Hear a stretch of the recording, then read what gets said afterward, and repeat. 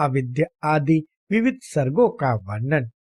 श्री मैत्रेय जी बोले, हे द्विजराज, सर्ग के आदि में भगवान ब्रह्मा जी ने पृथ्वी, आकाश और जल आदि में रहने वाले देव, ऋषि, पितृगण, दानव, मनुष्य, त्रियक और वृक्ष आदि को जिस प्रकार रचा तथा जैसे गुण, स्वभाव और रूप वाले जगत की रचना की, वह सब आप मुझसे कहिए। श्री पराशर जी बोले, हे मैत्रेय, भगवान विभु ने जिस प्रकार इस सर्ग की रचना की, वह मैं तुमसे कहता हूँ, सावधान होकर सुनो। सर्ग के आदि में ब्रह्मा जी के पूर्वक सृष्टि का चिंतन करने पर पहले अबुद्धि पूर्वक अर्थात पहले पहल असावधानी हो जाने से तमोगुणी सृष्टि का आविर्भाव हुआ।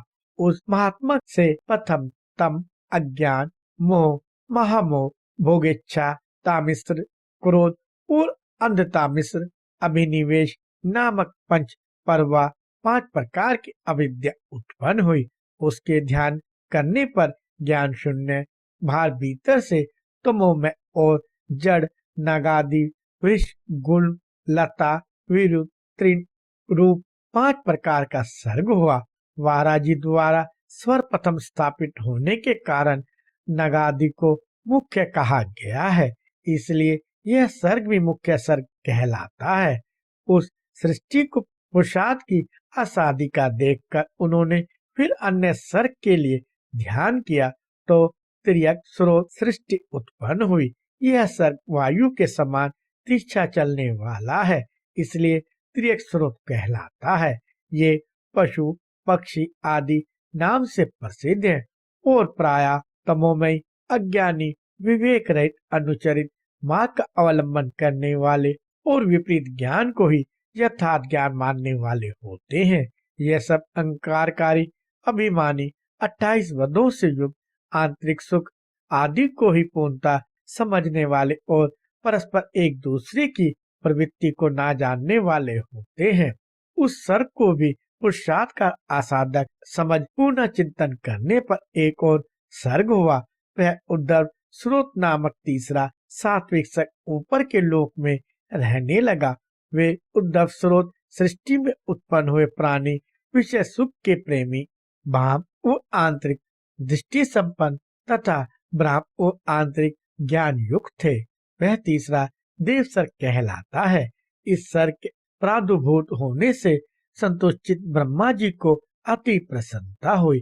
फिर इन मुख्य सर्ग आदि तीनों प्रकार की सृष्टियों से उत्पन्न हुए प्राणियों को पुरुषार्थ का असाधक जान उन्होंने एक और उत्तम साधक सर्ग के लिए चिंतन किया।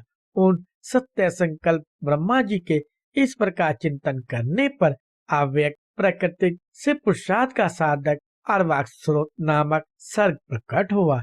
इस सर्ग के प्राणी नीचे पृथ्वी पर रहते हैं, इसलिए वे अर्वाक स्रोत कहलाते हैं। इसमें सत, रज और तम तीनों की ही अधिकता होती है, इसलिए वे दुख बहुल, अत्यंत क्रियाशील और बाहरम अभ्यंतर ज्ञान से युक्त और साधक है। इस सर्ग के प्राणी मनुष्य है।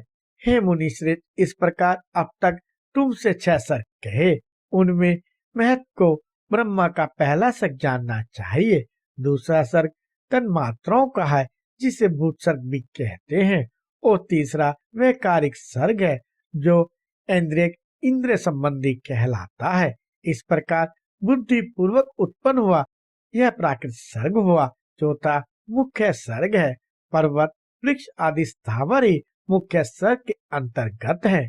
पांचवा जो त्रियक स्रोत बतलाया, उसे त्रियक कीट पतंगा आदि योनि भी कहते हैं। फिर छठा सर्ग उद्धव श्रोताओं का है, जो देव सर्ग कहलाता है। उसके पश्चात सातवां सर्ग अर्वाक श्रोताओं का है, वह मनुष्य सर्ग है। आठवां अनुग्रह सर्ग है, वह सात्विक और तामसिक है।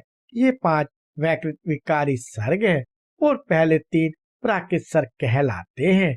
नवा कुमार सर्ग है, जो प्राकृत और वैकृत भी है। इस प्रकार सृष्टि रचना में प्रवृत्त हुए जगदीश्वर प्रजापति के प्राकृत और वैकृत नामक ये जगत के मूलभूत 9 सर्ग तुम्हें सुनाए। अब और क्या सुनना चाहते हो? श्री मैत्रेय जी बोले, हे मुनि, आपने इन देवादिकों के सर्गों का संक्षेप से वर्णन किया। अब हे मुनि श्रेष्ठ, मैं इन्हें आपके मुखारविंद से विस्तार पूर्वक सुनना चाहता हूँ। श्री पराशर जी बोले, हे मैत्रेय, संपूर्ण प्रजा अपने पूर्व शुभाशुभ कर्मों से युक्त है, अतः प्रलय काल में सबका लय होने पर भी वह उनके संस्कारों से मुक्त नहीं होती। हे ब्राह्मण, ब्रह्मा जी के सृष्टि क्रम में प्रवृत्त होने पर देवताओं से लेकर स्थावर पर्यंत 4 प्रकार की सृष्टि हुई। वह केवल मनोमयी थी। फिर देवता, असुर, पितृगण और मनुष्य, इन चारों की तथा जल की सृष्टि करने की इच्छा से उन्होंने अपने शरीर का उपयोग किया। सृष्टि रचना की कामना से प्रजापति के युक्तिचित होने पर तमोगुण की वृद्धि हुई, अतः सबसे पहले उनकी जगह से असुर उत्पन्न हुए।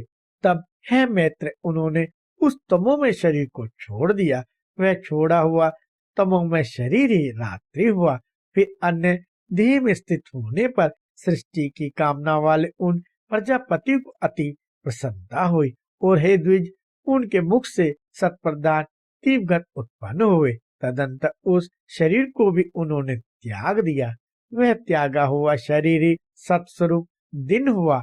इसलिए रात्रि में असुर बलवान होते हैं और दिन में देवगणों का बल विशेष होता है। फिर उन्होंने आंशिक सत में अन्य शरीर ग्रहण किया और अपने को पितृवत मानते हुए अपने पाश भाव से पितृगण की रचना की। पितृगण की रचना कर उन्होंने उस शरीर को भी छोड़ दिया। वह त्यागा हुआ शरीर ही दिन और रात्रि के बीच में स्थित संध्या हुई। तत्पश्चात उन्होंने आंशिक रजों में अन्य शरीर धारण किया। दूसरे उससे रजा प्रधान मनुष्य उत्पन्न हुए। फिर शीघ्र ही प्रजापति ने उस शरीर को भी त्याग दिया। वह ज्योत्सना हुआ, जिसे पूर्व संध्या अर्थात प्रातः काल कहते हैं। इसलिए हे मैत्रेय, प्रातः काल होने पर मनुष्य और सायकाल के समय पितृ बलवान होते हैं। इस प्रकार रात्रि, दिन, प्रातः काल और सायकाल ये चारों प्रभु ब्रह्मा जी के ही शरीर हैं और तीनों गुणों के आश्रय हैं। फिर ब्रह्मा जी ने एक और रजोमात्रमक शरीर धारण किया। उसके द्वारा ब्रह्मा जी से शुदा उत्पन्न हुई और शुदा से काम की उत्पत्ति हुई। तब भगवान प्रजापति ने अंधकार में स्थित होकर शुदाग्र सृष्टि की रचना की। उसमें बड़े कुरु और दाढ़ी वाले मूछ वाले व्यक्ति उत्पन्न हुए। वे स्वयं ब्रह्मा जी की ओर ही उन्हें भक्षण करने के लिए दौड़े। उनमें से जिन्होंने यह कहा कि ऐसा मत करो, इनकी रक्षा करो, वे राक्षस कहलाए, और जिन्होंने हम खा जाएंगे, वे खाने की वासना होने से यक्ष कहे गए। उनकी इस अनिष्ट प्रवृत्ति को देखकर ब्रह्मा जी के केश सिर से गिर गए और फिर पुनः उनके मस्तक पर आरूढ़ हुए। इस प्रकार ऊपर चढ़ने के कारण वे सर्प कहलाए और नीचे गिरने के कारण अहि कहे गए। तदंतर जगत रचयिता ब्रह्मा जी ने क्रोधित होकर क्रोधयुक्त प्राणियों की रचना की। वे कपिश, कालापन लिए हुए पीले वर्ण के अति उग्र स्वभाव वाले तथा मांसाहारी हुए। फिर गान करते समय उनके शरीर से तुरंत ही गंधर्व उत्पन्न हुए। हे द्विज, वे वाणी का उच्चारण करते अर्थात बोलते हुए उत्पन्न हुए थे, इसलिए गंधर्व कहलाए। इन सब की रचना करके भगवान ब्रह्मा जी ने पक्षियों को उनके पूर्व कार्यों से प्रेरित होकर स्वच्छंदता पूर्वक अपनी आयु से रचा। तदंतर अपने वक्षस्थल से भेड़, मुख से बकरी, उदर और पाशभाव से गौ, पैरों से घोड़े, हाथी, गधे, वन गाय, मृग, ऊंट, खच्चर और नैनकु आदि पशुओं की रचना की। उनके रोमों से फल मूल रूप औषधियां उत्पन्न हुई। हे द्विजोत्तम, कल्प के आरंभ में ही ब्रह्मा जी ने पशु और औषधि आदि की रचना करके फिर त्रेता युग के आरंभ में उन्हें यज्ञ आदि कर्मों में सम्मिलित किया। गो, बकरी, पुरुष, भेड़, घोड़े, खच्चर और गधे ये सब गांव में रहने वाले पशु हैं। जंगली पशु ये हैं श्वापाद, व्याघ्र आदि 2 खुर वाले, वन गाय आदि हाथी, बंदर और पांचवें पक्षी, छठे जल के जीव और सातवें सरीसृप आदि। फिर अपने प्रथम पूर्व मुख से ब्रह्मा जी ने गायत्री, ऋग, त्रिविध सोम, रथंत और अग्निष्टोम यज्ञों को निर्मित किया। दक्षिण मुख से यजु, तक्षुक छंद, पंचदस्त्रोत्तम, वृत्साम तथा उक्त की रचना की। पश्चिम मुख से साम, जगती छंद, सप्तस्त्रोत, वैरूप और अतिरात को उत्पन्न किया तथा उत्तर मुख से उन्होंने एक विंशाति स्रोत, अथर्ववेद, आप्तोयानमान, अनुष्ठ छंद और वैराज की सृष्टि की। इस प्रकार उनके शरीर से समस्त ऊंच नीच प्राणी उत्पन्न हुए। उन आदिकर्ता प्रजापति भगवान ब्रह्मा जी ने देव, असुर, पितृगण और मनुष्यों की सृष्टि का तदंतर कल्प का आरंभ होने पर फिर यक्ष, पिशाच, गंधर्व, अप्सरागण, मनुष्य, किन्नर, राक्षस, पशु, पक्षी, मृग और सर्प आदि संपूर्ण नित्य एवं अनित्य स्थावर जंगम जगत की रचना की। उनमें से जिनके जैसे जैसे जन्म पूर्व कल्पों में थे, पुनः पुनः सृष्टि होने पर उनकी उन्हीं से फिर प्रवृत्ति हो जाती है। उस समय हिंसा, अहिंसा, मृदुता, कठोरता, धर्म अधर्म, सत्य मिथ्या ये सब अपनी पूर्व भावना के अनुसार उन्हें प्राप्त हो जाते हैं। इसी से ये उन्हें अच्छे लगने लगते हैं। इस प्रकार प्रभु विधाता ने ही स्वयं इंद्रियों के विषयभूत और शरीर आदि में विभिन्नता और व्यवहार को उत्पन्न किया है। उन्होंने कल्प के आरंभ में देवता आदि प्राणियों के वेद अनुसार नाम और रूप तथा कार्य विभाग को निश्चित किया है। ऋषियों तथा अन्य प्राणियों के भी वेदा अनुकूल नाम और यथा योग्य कर्मों को उन्होंने निर्दिष्ट किया है। जिस प्रकार भिन्न भिन्न ऋतुओं के पुनः पुनः आने पर उनके चिन्ह और नाम रूप आदि पूर्ववत रहते हैं, उसी प्रकार युग आदि में भी उनके पूर्व भाव ही देखे जाते हैं।